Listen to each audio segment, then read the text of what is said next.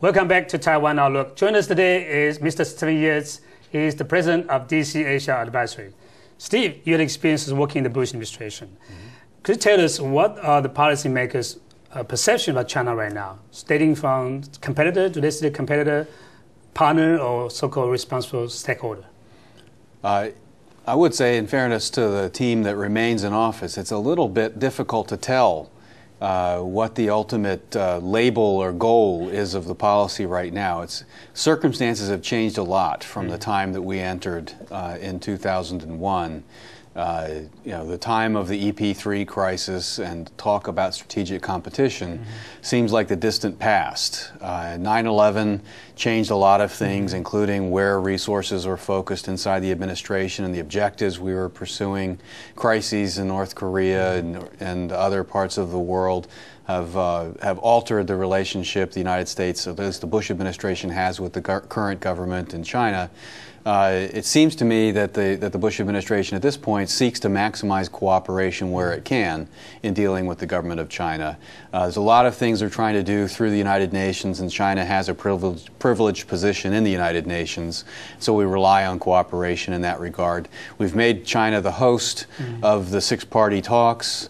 In recent times, I think in making reference to the process, Ambassador Hill has actually referred to them as the chair of the process. In some operational and other ways, we have really elevated the level of importance that we attach to meaningful cooperation with China. And as I say, this is a long way from the rhetoric of the campaign and the feelings and reactions to the EP3 crisis. There is a sense that the United States has a close and friendly and cooperative relationship with China at this point, and it's perfectly reasonable for the United States and China to try to have good relations and to take on important work around the world. There are some inconvenient truths about China that under these circumstances it remains difficult to address. We do not want the leaders of China to forget that we care about human rights, we care about proliferation concerns, we care about the military modernization creating uncertainty and instability potentially in this region and in other parts of the world, and we care about China taking on greater responsibility globally and making sure that they're not making problems in other parts of the world, whether it be Sudan or parts of the Middle East, worse by seeking narrow interest without regard for the broader interests that we and the rest of the international community are pursuing. So a lot of that work remains a challenge. Recently, we seem to be focused very tightly on the six-party talks negotiations or the senior economic dialogue. And we have actually a much broader relationship and a lot deeper set of interests that we have to address. People will say that gets done in senior dialogues started by former Deputy Secretary Zellick, now carried by Deputy Secretary Negroponte. But I think it's hard work for them to try to deal with those issues. Looking back, do you think the U.S. policy towards China is a successful one or somewhat mixed result? Well, I think I think we can only measure it by results. If the result we seek is denuclearization of North Korea, it's too soon to tell. So far, we have been successful in getting six-party talks convened and having those talks produce a couple of agreements. It's been a constant struggle, though, to see that the agreements are implemented, and the facts on the ground in North Korea remain disappointing. Much of their escalatory action taken since 2002 remains in place. And they have not denuclearized by any stretch at this point. So that remains to be seen. Do we measure it in terms of results in reducing the trade deficit? Well, that would be a disappointing measure, too. Do you measure it in terms of the frequency of communication and contact among top leaders? Well, I think the Bush administration would have set a record in having an unprecedented amount of communication between the President of the United States and the President of China. They meet at many international fora. They speak on the phone frequently. There have been several bilateral visits. So if that's the measure, then there have been a lot of results. But I think it's really, the jury remains out in terms of making fundamental changes exchange in some of the top issues in the region. When it comes to the issue of China, the U.S. scholars or experts tend to be labeled with two teams. One is the so-called red team, panda huggers or whatever, and the blue team. Do you think there's an increasing consensus on the U.S. side with regard to how to deal with the rise in China? I don't think there's really consensus about how to deal with the rising China, but from my point of view, at least, I don't think that there is a comprehensive and thoughtful enough discourse about the many, many ways that China's rise presents some opportunities but also several challenges. And it also creates a great deal of uncertainty. You don't have to be anti-China to just acknowledge the truth that China has a non-transparent form of government.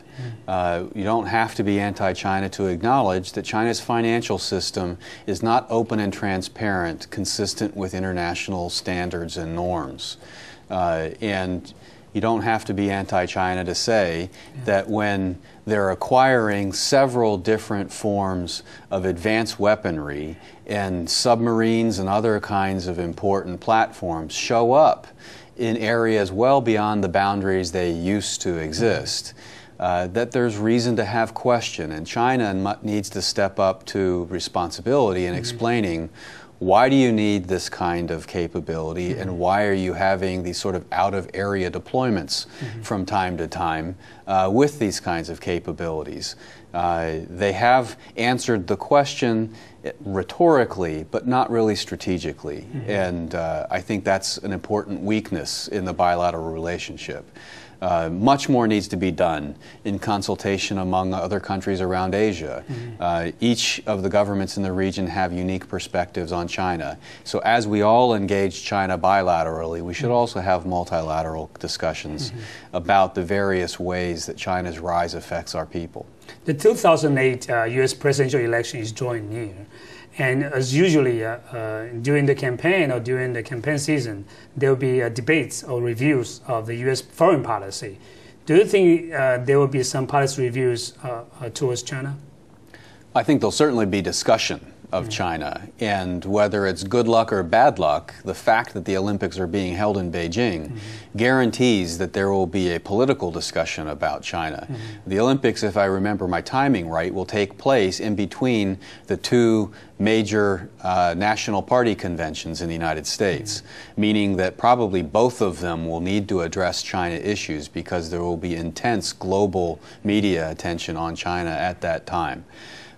In recent months and probably in the days ahead, the focus has been primarily on the economic relationship, whether there are unfair trade practices, whether the currency is valued properly, whether it has distorting effects on employment and investment in this region and for the United States. I expect that as the Olympic spotlight begins to shine on Beijing, there will be a lot of questions and coverage that talk about human rights, talk about military issues, talk about the changes that are taking place in China. Some of it will be positive, and it's certainly a big opportunity for Beijing, but I think it guarantees there will be some political discussion of China. So far, have you seen any big major policy differences between the two parties in their approach towards China? So far, I don't think so. Really, of the top-tier issues in American politics today, China really isn't there. Okay. The top issues tend to be Iraq, the broader Middle East, specifically Iran, counterproliferation problems like North Korea and Iran. The war on terror is at the top priority in American foreign policy.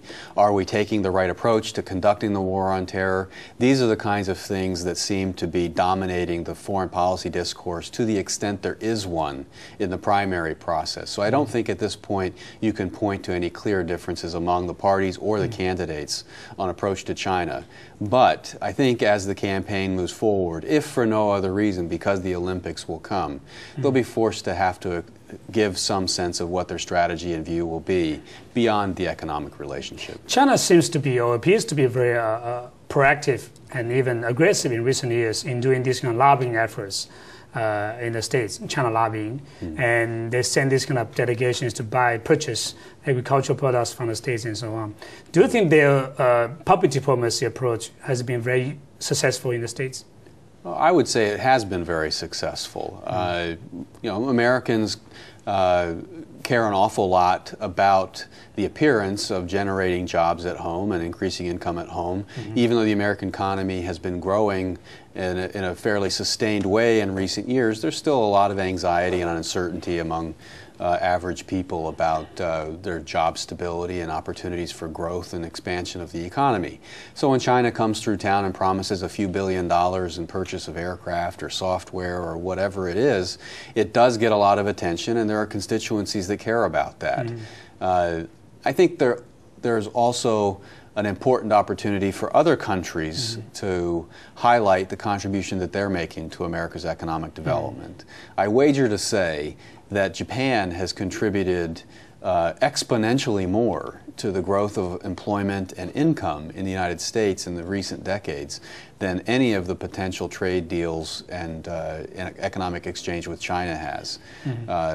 Japan has invested billions and billions of dollars in the United States, generating several 100,000 jobs, if not over 1 million jobs in different parts of the United States in a sustained way. And I think people lose sight of how profound and deep some of those relationships are. And I think Taiwan, too, through some of its companies and investments and things like that, have made a meaningful contribution to employment and income growth in parts of the United States.